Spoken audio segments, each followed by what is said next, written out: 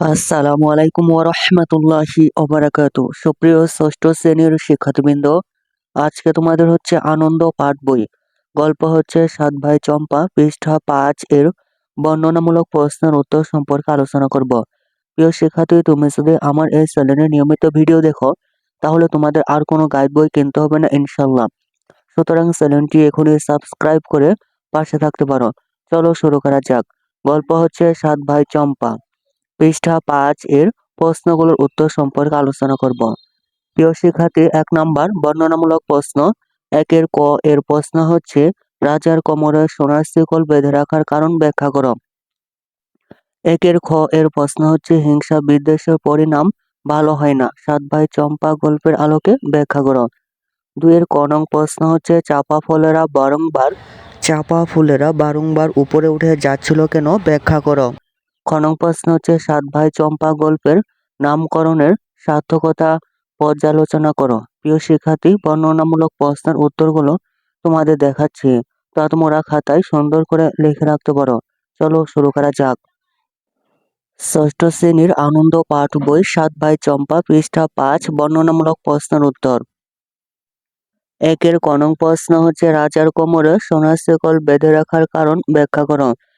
ক নং প্রশ্নের উত্তর হচ্ছে, রাজার বহুদিন পর্যন্ত কোনো সন্তান ছিল না।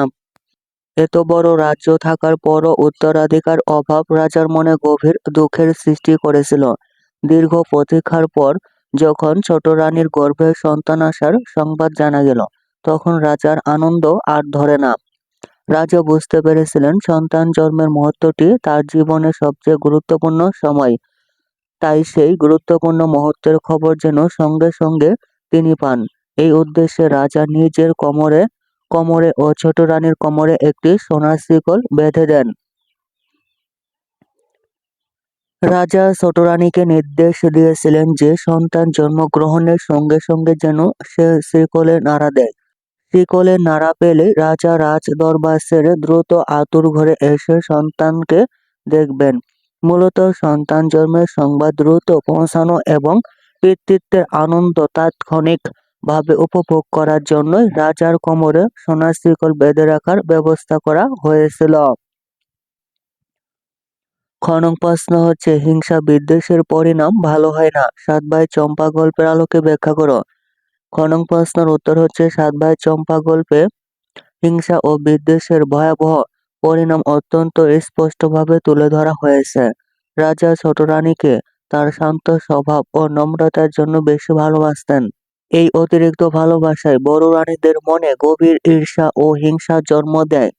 তারা ছোট রানীর শোক সহ্য করতে পারত না। ছোট রানীর সন্তান জন্মের সংবাদ শুনে বড় রানীরা চরম হিংসায় অন্ধ হয়ে যায়।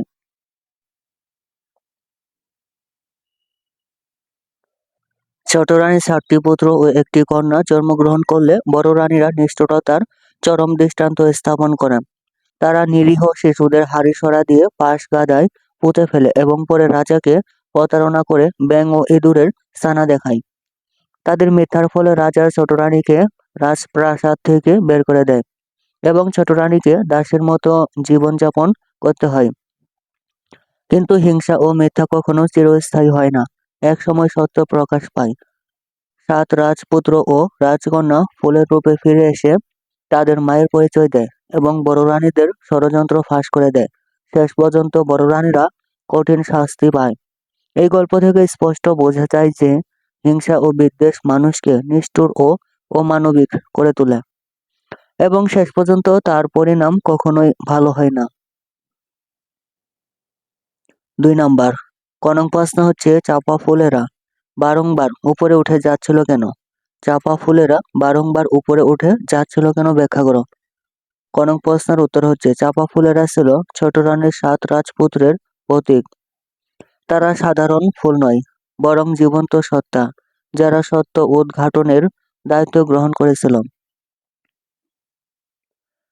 তাই তারা কারো হাতে সহজে ধরা দিতে চায়নি। প্রথমে রাজার মালি যখন ফুল তুলতে যায়, তখন চাপা ফুলেরা তাকে ফুল দিতে অস্বীকার করে উপরের দিকে উঠে যায়। এরপর রাজা, তারপর একে একে বড় রানীরা এলে তারাও ফুল পায়নি। চাপা ফুলেরা বারংবার উপরে উঠে যাচ্ছিল, কারণ তারা চেয়েছিল প্রকৃত সত্য ও ন্যায় প্রতিষ্ঠিত হোক। তারা অপেক্ষা করছিল তাদের প্রকৃত মায়ের জন্য, ঘুঁটে কুড়ানি দাসী ছোট রানীর জন্য। অন্যায়কারী ও প্রতারকদের হাতে ধরা না দিয়ে তারা নিজেদের দূরে সরিয়ে রাখে। এভাবে চাপা ফুলেরা উপরে উঠে যাওয়ার মাধ্যমে অন্যায়ের বিরুদ্ধে প্রতিবাদ জানায় এবং ন্যায়ের পক্ষে অবস্থান নেয়।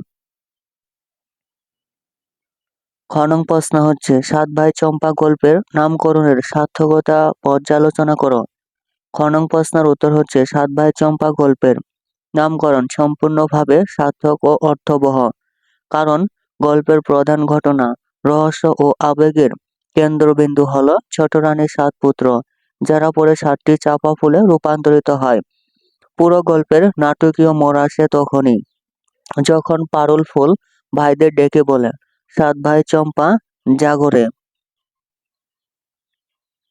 এই 7 ভাইয়ের উপস্থিতিতেই গল্পের সত্য উদ্ঘাটিত হয়, বড় রানীদের নিষ্ঠুরতা প্রকাশ পায় এবং ন্যায় প্রতিষ্ঠিত হয়। গল্পের মূল ভাব, মায়ের প্রতি সন্তানের ভালোবাসা, অন্যায়ের বিরুদ্ধে সত্যের জয় এবং হিংসার পরাজয়, সবকিছু 7 ভাই চম্পাকে ঘিরে আবর্তিত। তাই গল্পের বিষয়বস্তু ও মূল ভাবের সঙ্গে সামঞ্জস্য রেখে নামকরণ হওয়ায় 7 ভাই চম্পা নামটি সম্পূর্ণরূপে সার্থক। প্রিয় শিক্ষার্থী, এই ছিল তোমাদের 6ষ্ঠ শ্রেণীর আনন্দ পাঠ বই। গল্প হচ্ছে 7 ভাই চম্পা, পৃষ্ঠা 5 এর বর্ণনামূলক প্রশ্নের উত্তর। প্রিয় শিক্ষার্থী, তুমি যদি আমার এই চ্যানেলে নিয়মিত ভিডিও দেখো, তাহলে তোমাদের আর কোনো গাইড বই কিনতে হবে না ইনশাআল্লাহ। সুতরাং চ্যানেলটি এখনই সাবস্ক্রাইব করে পাশে থাকতে পারো। ধন্যবাদ।